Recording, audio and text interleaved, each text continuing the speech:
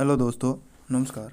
इस वीडियो में आज अपनी पढ़ने वाले हैं कक्षा 6 का हमारा राजस्थान। हमारा राजस्थान है जो है आरबीएससी है कोर्स, उसके ऊपर आधारित है जो है अपने पढ़ने वाले हैं राजस्थान का अध्याय नंबर 2। कौन सा अध्याय नंबर 2 पढ़ने वाले हैं? अध्याय नंबर 2 पढ़ने वाले हैं। तो देखिए, चलते हैं अपने आज के नए टॉपिक पर।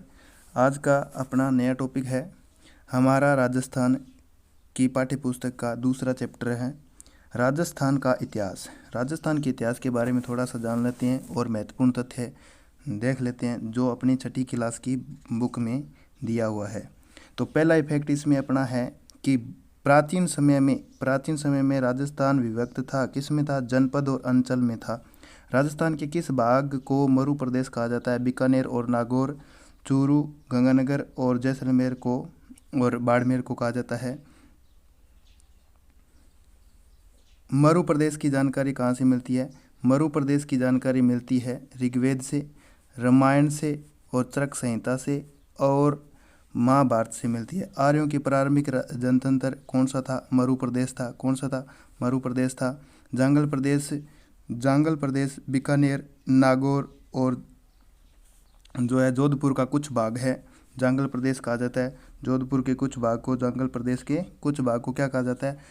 जांगल प्रदेश है जो है बीकानेर, नागौर और जोधपुर का कुछ भाग है। जांगल प्रदेश की राजधानी क्या थी? अही छतरपुर थी। अही छतरपुर, ये रह है इसके पीछे, अही छतरपुर थी। अही छतरपुर का वर्तमान में नागौर कहते हैं। अही छतरपुर को क्या कहते हैं? नागौर कहते हैं। अब अपने इसको नागौर कहा जाता है। यादव वंश के बलराम और श्री कृष्ण द्वारका जाते समय किस क्षेत्र से होकर गुजरे थे भाई? जाने के उनका स्थान कौन सा था जहाँ से निकले थे? वो निकल कर गुजरे थे, मान लो कि जांगल प्रदेश से निकले थे। किस जनपद का उल्लेख ऋग्वेद से मिलता है? मत्स्य जनपद का जो है उल्लेख है जो है ऋग्वेद से मिलता है। महाभारत काल से मत्स्य जनपद की राजधानी विराटनगर थी। कौन सी थी? विराटनगर थी। विराटनगर। और मत्स्य जनपद वर्तमान में किस क्षेत्र में आता है? अलवर और में गलत लिखा, अलवर और जयपुर का कुछ मध्य भाग आता है। मत्स्य जनपद का वर्णन किस यात्री ने किया था? चीनी यात्री था युआन चांग था। राजस्थान के भरतपुर, धौलपुर और करौली का भूभाग किस नाम से जाना जाता है? सूरसेन जनपद से जाना जाता है। ये अपना जो है सेकंड लेवल में जो जनपद दिए गए हैं, अच्छा टॉपिक है ये भी। और कक्षा 6 से जो महत्वपूर्ण तथ्य है वो मैं इसमें लेकर आया हूँ। इसमें सूरसेन जनपद की राजधानी कौन सी थी भाई? मथुरा थी। यूनानी लेखक सिकंदर ने सूरसेन का उल्लेख किया है। यूनानी लेखक सिकंदर ने सूरसेन जनपद है ना जो अपना, उसका उल्लेख किया है। बयाना परिस्थिति में सूरसेन नामक राजवंश की जानकारी प्राप्त होती है। आगे चलते हैं अपने नेक्स्ट। वर्तमान में राजस्थान के कौन से क्षेत्र पर सीवी जनपद की जाति में आधिपत्य स्थापित किया था? जयपुर के पूर्वी और पश्चिमी और उत्तर क्षेत्र में। ठीक है, इस क्षेत्र को जाने के जो सीवी जनपद है, इस क्षेत्र को किस नाम से जाना जाता है? सीवी जनपद की जनजाति थी वो, जिसमें सीवी जनपद आया था, उसको सीवी जनपद के नाम से ही जाना जाता है। सीवी जनपद की राजधानी कौन सी थी? माध्यमिका थी। कौन सी थी? माध्यमिका थी। अच्छा क्वेश्चन है ये भी। माध्यमिका के अवशेष प्राप्त हुए चित्तौड़गढ़ के पास नगरी गांव से। चित्तौड़गढ़ क्षेत्र को किस नाम से जाना जाता है? मेदपाट या प्रागवाट के नाम से जाना जाता है। और राजस्थान, आगे देखिए, राजस्थान के भरतपुर, अलवर क्षेत्र में किस जाति का आधिपत्य स्थापित किया था? राजस्थान के अलवर, भरतपुर और क्षेत्र में किस जाति का आधिपत्य था? अर्जुनायन था। मालवों की शक्ति का केंद्र कौन सा था? नगरी टोंक था। मालवों की विजय का युग युंग अभिलेख स्थित है नादसा भीलवाड़ा में। किस आक्रमण से जनपद व्यवस्था समाप्त हो गई थी? पाँचवीं सदी के आक्रमण से। जनपदों का पतन का वर्णन मिलता है बृहद संहिता नामक ग्रंथ से मिलता है। जनपद की समाप्ति के बाद यह क्षेत्र अलग अलग नाम से जाने गए। कौन सा? मेवाड़, बागड़, मारवाड़, हाड़ौती और ढूंढाड़ और मेवात। कौन कौन से? ये सारे के सारे क्षेत्र जनपद के नाम से जाने गए भी, समाप्ति के बाद में ये जाने गए थे।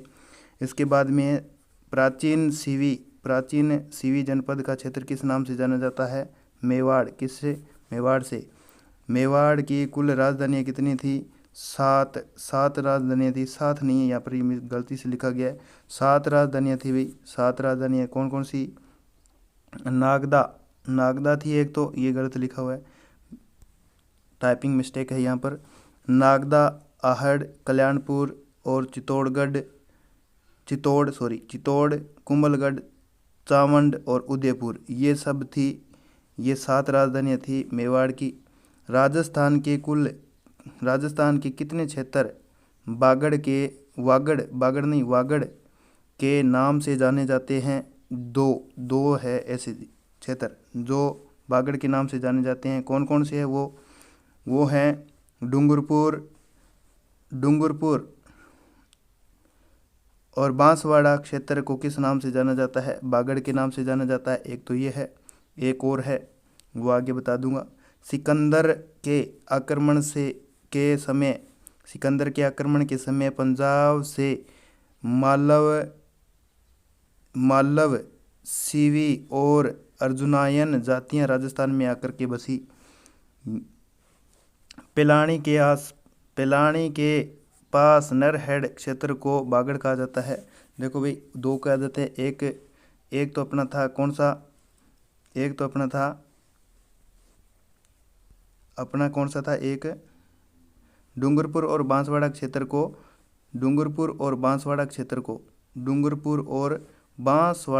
को बागड़ के नाम से जानते हैं। और एक पिलानी के पास नरहड़ क्षेत्र है, उसको वागड़ के नाम से जाने जाते हैं। बागड़ नहीं है, वागड़ है। वागड़। कौन सा है? वागड़। मरु प्रदेश को वर्तमान में किस नाम से जाना जाता है? मारवाड़। मंडोर में 7वीं शताब्दी के शासक था गुर्जर प्रतिहार वंश था। कोटा और बूंदी का क्षेत्र वर्तमान में किस नाम से जाना जाता है? हाड़ौती। लेकिन इसमें 4 जिले आते हैं, कोटा, बूंदी, बारां और झालावाड़। कोटा और बूंदी पर प्राचीन काल में मीणा जनजाति का शासन था। किसका शासन था? मीणा जनजाति का शासन था। बूंदी का नामाकरण बूंदा मीणा के नाम से हुआ। जयपुर के आसपास का क्षेत्र ढूंढाड़ कहलाता है। कछवाहे वंश से पहले यहाँ किसका शासन था? किसका शासन था? शासक नहीं, शासन था भाई। किसका शासन था भाई? मीणा बर्ड गुर्जरों का। ये भी गलत लिखा हुआ है।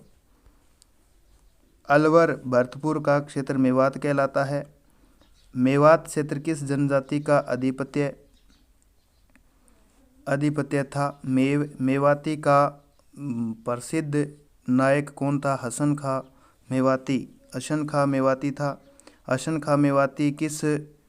खां मेवाती किस युद्ध में राणा सांगा की ओर से लड़ा? खानवा के युद्ध में। प्रताप का उपनाम क्या था? कंठल। बांस झालावाड़ का उपनाम मालवा था। शेखावाटी क्षेत्र कौन सा है? सीकर, चूरू और झुंझुनू है। 3 जिले आते हैं इसमें। और ब्यावर